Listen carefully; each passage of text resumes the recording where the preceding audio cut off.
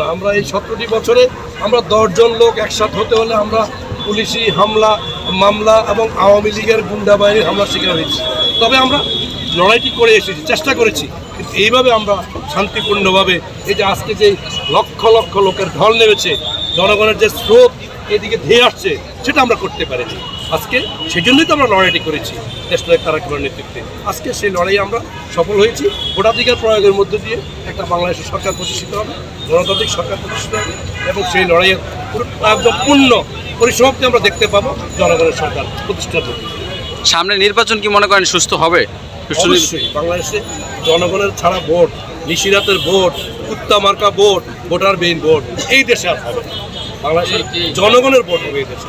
জনগণ তাদের পছন্দ মতো প্রার্থীদেরকে ভোট দেবে, যাকে তাদের পছন্দ হয় তাকেই ভোট দেবে, এবং জনগণেরই সরকার বাংলাদেশে প্রতিষ্ঠিত হবে। আমাদের নেতা বলেছেন বাংলাদেশে তারেক রহমান